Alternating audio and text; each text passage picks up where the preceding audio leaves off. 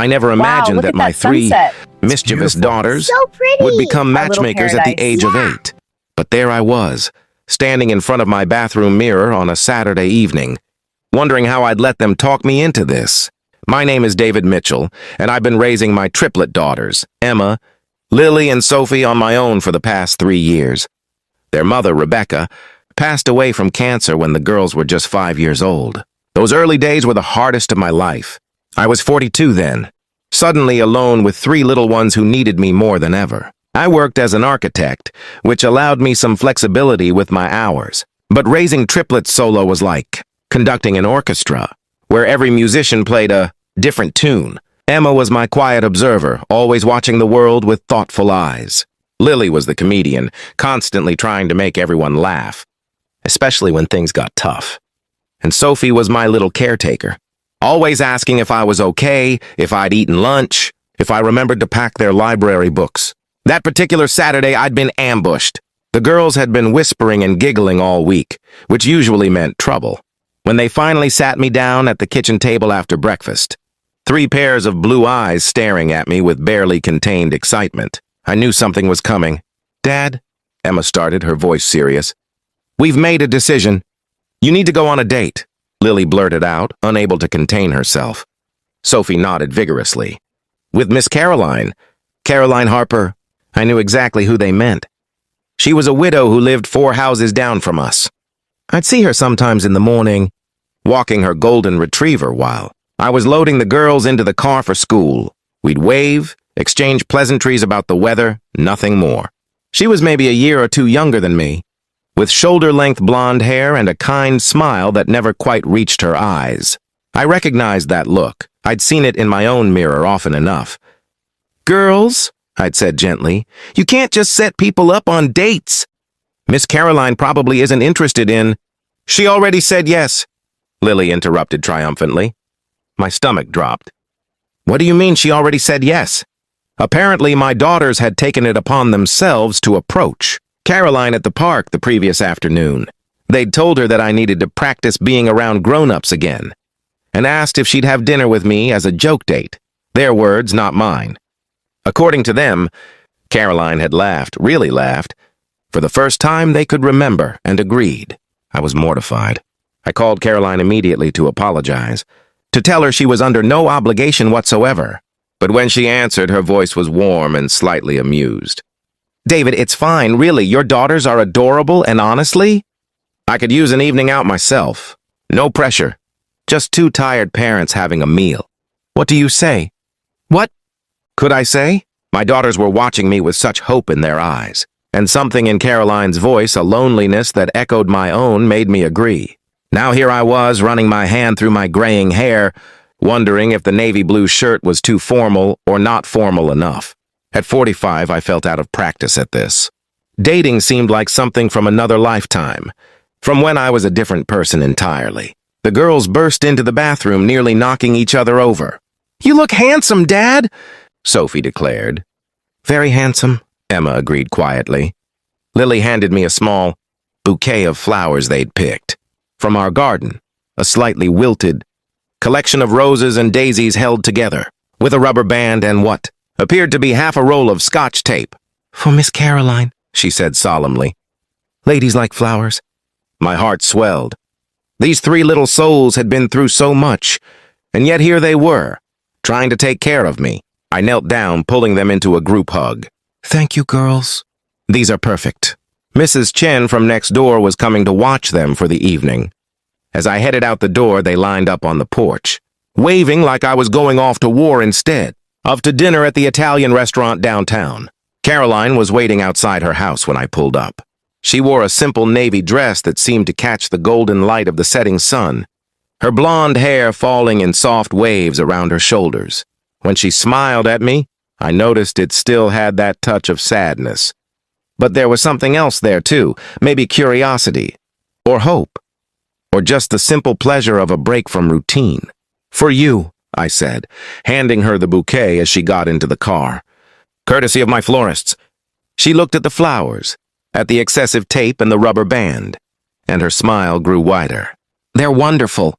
Tell them I'll treasure these." The drive to the restaurant was easier than I'd expected. We talked about small things, her golden retriever, Max, who she said was the only reason she got out of bed some mornings, my work on a community center project, the weather turning cooler as fall approached. At the restaurant, we were seated at a quiet corner table.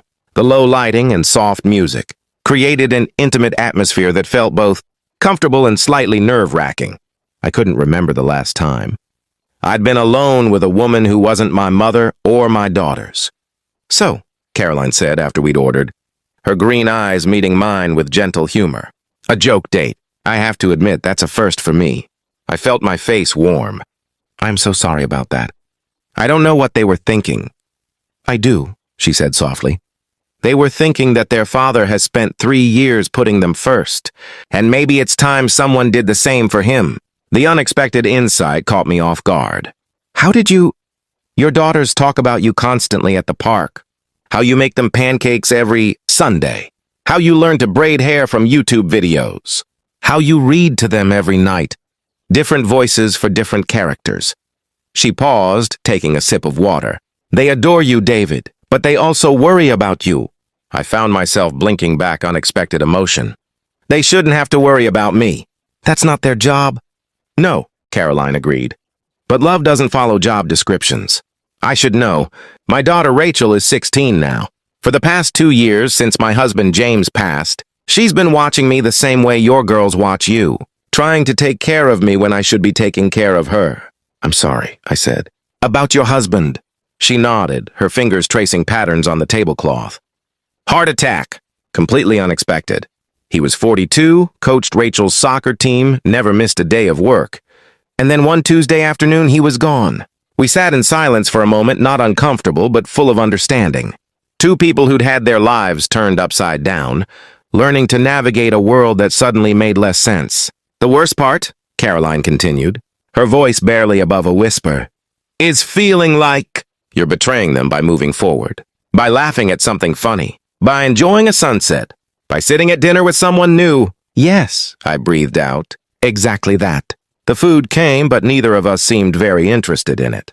Instead, we talked, really talked, about the weight of being the sole parent, about the exhaustion that goes bone deep, about the moments of joy that still somehow break through, about Rebecca's love of terrible puns and James's obsession with crossword puzzles, about the things we missed most, for me, the way Rebecca would hum while cooking, for Caroline, the way James would dance with her in the kitchen when he thought no one was watching.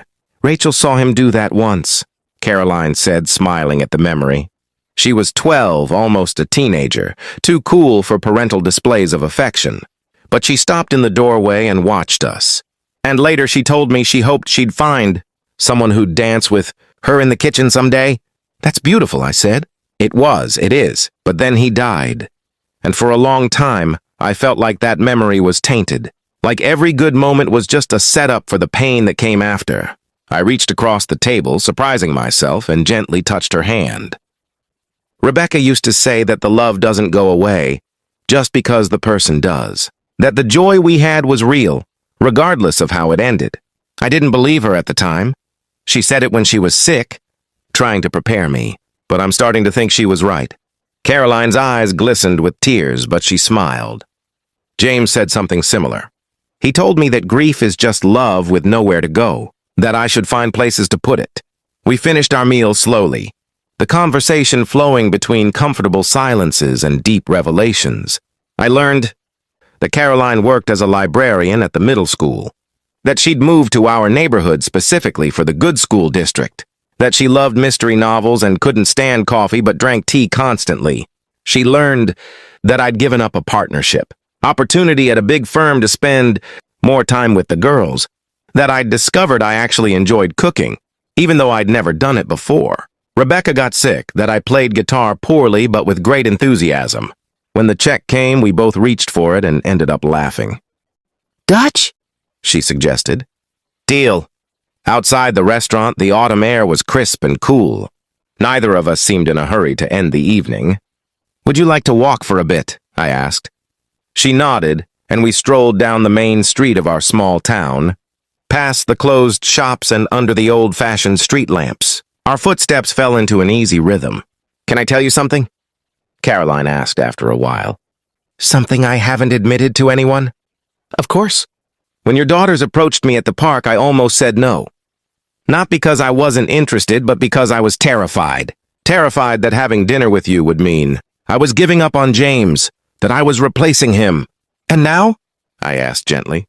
She stopped walking and turned to face me. "Now I realize that's not how it works. James will always be Rachel's father. He'll always be the man I married, the person who shaped my life. But life keeps going. David, and maybe, just maybe, there's room for new connections without erasing the old ones." I felt something shift in my chest. Like a door I'd kept locked for 3 years was finally opening just a crack. "The girls have been asking me when I'm going to be happy again," I admitted. "I keep telling them I am happy. But the truth is, I've been going through the motions, working, parenting, existing, not really living." "Me too," Caroline whispered.